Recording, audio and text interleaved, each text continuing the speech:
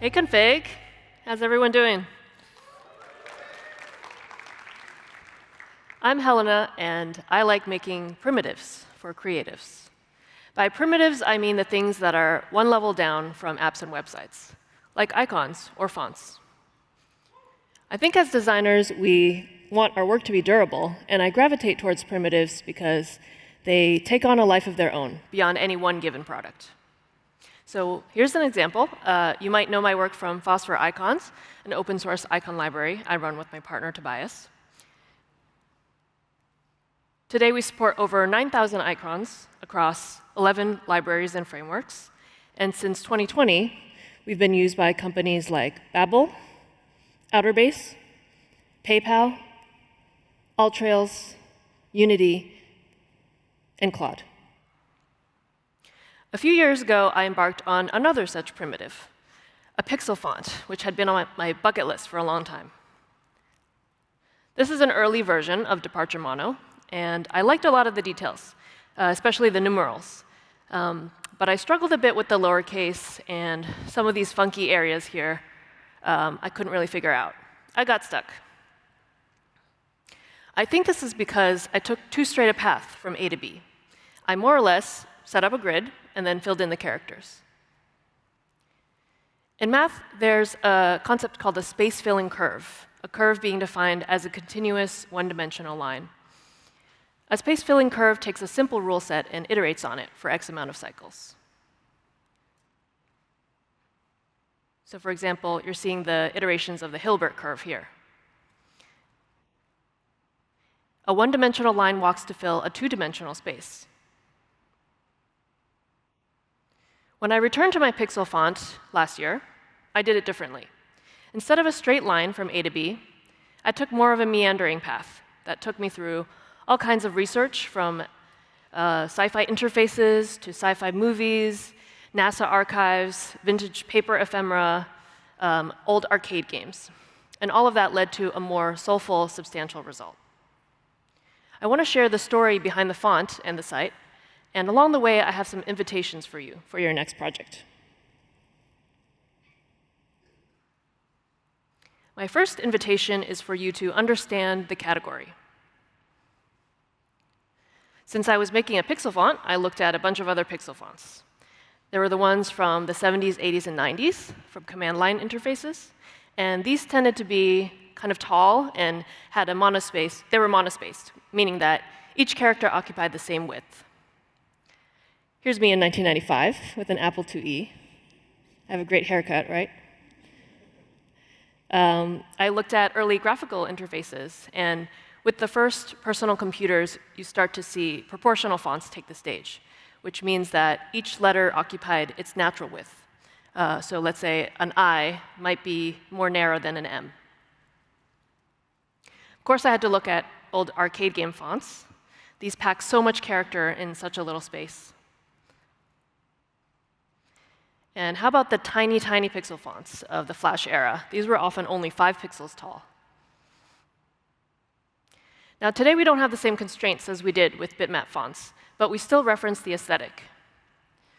These are some of my contemporary favorites: FK Raster, Neubit and Monwest, Pexel Grotesque, Redaction. This one beautifully degrades to pixels in its variations. With Departure, I wanted to have as small of a grid as possible so that you could still see the grain of the pixel, while giving ample room to ascenders, descenders, and accents. I wanted it to be a workhorse, but still have some of the quirk of pixel fonts. So you can see the lowercase w here references this playful lean of the W in Chicago, the original Macintosh system font. Each letter is a puzzle, and it's really fun to see how different typefaces solve for them. One key decision I made was to make the font monospaced to support use cases like coding.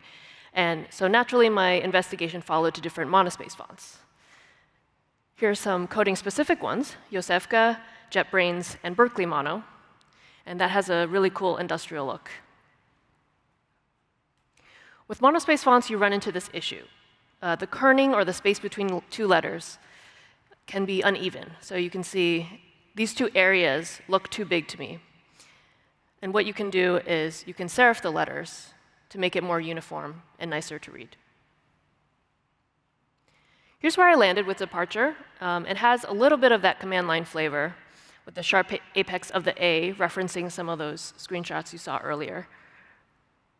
And as a happy accident, when I overlaid IBM Plex over top of it, it has similar bones. So don't underestimate the power of subconscious decisions. Understanding the category gives context to your work. Nothing we design lives in a vacuum.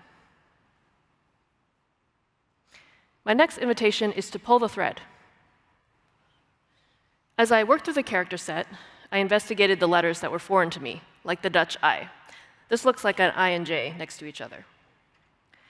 You can see it here in street signs, in packaging, in comic books, and even as a dedicated key on a typewriter. There are a few ways to draw this, but it shouldn't look too much like a Y, and it should have accents over both stems when accented. There were also many diacritics to design. These are the little marks on the base letter that modify its pronunciation. This book, Manual of Diacritics, gives great examples on how you might design diacritics for different types of fonts. Diacritics are an answer to bulky digraphs. So instead of two A's next to each other, we might just put a little ring on top of the A to make the long O sound. With diacritics, I had a lot of questions on placement. Where do I set the dot on these two letters? This is from a search from Google Fonts. Does it go above the stem, above the bowl, high up like this, or above the bowl, lower like this? These two letters are primarily used in Gaelic type, and they are most naturally placed snugly above the bowl. If I had gone too narrow with my research, I might have just copied another font, but digging a little deeper helped me make a better decision here. As I hunted for answers on the letters I drew, I found so many people obsessed with the niche topics I was researching. Their passion was contagious, and it gave me confidence in the letters I drew. So pulling the thread is not only fun and interesting, you learn so much, it lends depth and accuracy to your decisions. Next, find analogues. One of the trickiest pieces to figure out was the shading characters. There's a light, medium, and dark shade that can be used with other box drawing characters. And these give graphical power to text-based interfaces. They can be used in things like diagrams or ASCII art. This is a doodle I made several years ago using only these three characters. Typically, they have a checkerboard pattern like this. But that wouldn't really work because I had an odd-numbered grid, and you'd start to see the pattern repeating. So what can we do? I looked to references in nature. Maybe there's something with animal patterns. I looked to my personal envelope collection of envelope lining, a series I did several years ago on terrazzo patterns. And what about dithering?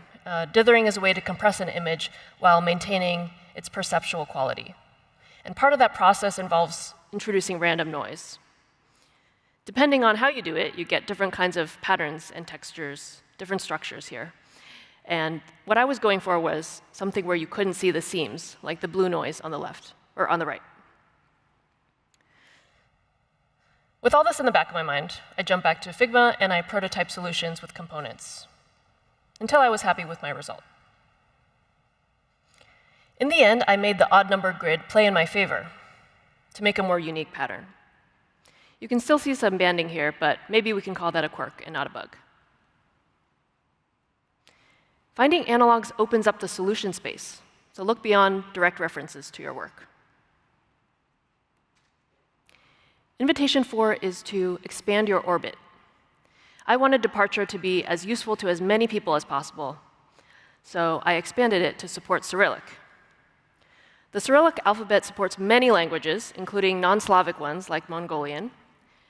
And the problem was, I wasn't familiar with this alphabet. So first I did some observation on my own, I picked up Duolingo to learn how to pronounce characters in Russian. And then I reached out to the community. I posted on Twitter and Mastodon. I had recently joined a type server, and I asked for help there. I found so many people who were willing to help test. We used a combination of email, Figma, and even a live site for feedback. This is one thing I missed.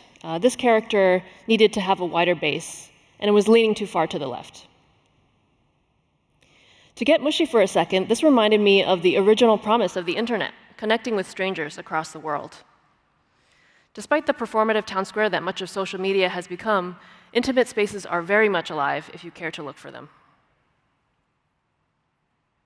Expanding your orbit expands your perspective. You have agency on who you surround yourself with, so seek out the communities you want to be a part of. The second part of this project was presenting the font, and it was a dream to design a type specimen site. These are some of my all-time favorite sites for their playfulness, boldness, and beauty. Here are some screenshots of Grilly Type. They make the best mini sites for all their fonts. Klim's gorgeous catalog is displayed through bold color themes.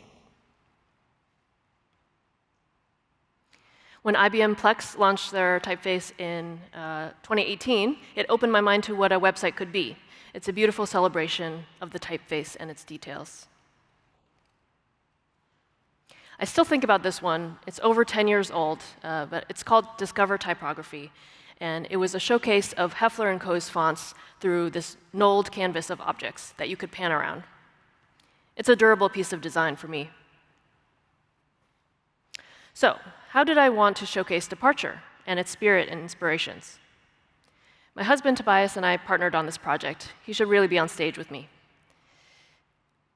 The idea was to create a sci-fi world, and it started taking shape as Dr. Koenig receiving a mission brief, going to the spaceport, traveling to Kuiper Alpha, a made-up place, investigating signs of life, and documenting findings along the way.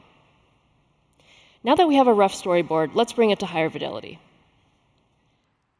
So immerse yourself in the vibe. To build a sci-fi world, we watched and rewatched a bunch of sci-fi movies and films and shows. All of these, no joke. They were full of inspiration for UI and type. These are some screenshots from Alien, the original, and Alien Romulus. And you can see these beautiful tactile interfaces. Here are some grungy ones from Blade Runner. Super gridded ones from Oblivion. And another classic, 2001: A Space Odyssey. This movie was made in 1968 and still stands up today. I also hunted for NASA material, and I found these photos of the mission control room. It's such a vibe. I found these beautiful technical diagrams, and I traced this one from Project Mercury to make a background element on the site. These close-ups of the flight deck helped me construct the instrument panel. And this is the point where we've received the mission, and now we're launching into space. Immersing yourself in the vibe helps you achieve the desired emotional effect. Don't neglect this dimension of design. There's a property to call out about space-filling curves, and that's that they're self-similar. So you can see the iterations of the Hilbert curve echoing each other. So don't be afraid to remix yourself. Here's the website I had designed for phosphor icons. You can see this motif of objects on the canvas. I love using objects as a storytelling device. I'm obsessed with vintage shopping for paper ephemera. And I have to shout out Annie Atkins, because she's speaking tomorrow. This is some of her work for Wes Anderson films. There's a beautiful anachronism where old and new tech live together. So on one hand, we have these hi-fi digital interfaces and the ability to travel to space. And right alongside that, we have these old paper manuals. Let's bring it all back to the story. Maybe Dr. Koenig receives the mission brief on a sheet of dot matrix paper, and a newspaper clipping documents signs of life. And a bag tag, a receipt, and a boarding pass tell us that Dr. Kearney is at the spaceport. And a mission report details findings along the way. Remixing yourself builds your voice and style. Make something that only you could have made. Lastly, have fun with the details. The collaboration between Tobias and me is always very fluid. We don't have one point where we hand off specs to each other. Instead, we like to ask this question: what if? What if there was a glitchy blink when you selected a letter in the glyph previewer? And what if the objects on Canvas referenced our favorite shows and films, like the Double R Diner from Twin Peaks, or Professor Farnsworth from Futurama? And what if the fictional spaceline company, Kármán Spacelines, referenced the line between Earth and space? What if you could actually play a level of Arkanoid on the site? Having fun with the details adds texture to the work. I believe we make our best work when we're having fun. Now, though I had been studying type for a lifetime, Departure was my first font, so I was quite nervous sending it off into the world. I was so happy to find such a warm reception, and I think this is because it reminded people of their very first interactions with computers. I'm going to share some sightings of Departure Mono in the wild. I've seen it in code editors with different color themes, in a component library, in the marketing material from Perplexity and Supabase, in this very cool 3D render, in a chess poster generator, and in the artwork from Kat Zhang. To wrap up, there is no shortcut to substance. This is not something that AI can generate for you. Take the time to wander, because the richer your inputs are, the richer your outputs will be. Your research today will feed forward to your future work. Following the space-filling curve builds your point of view, making your body of work more substantial. Thank you so much.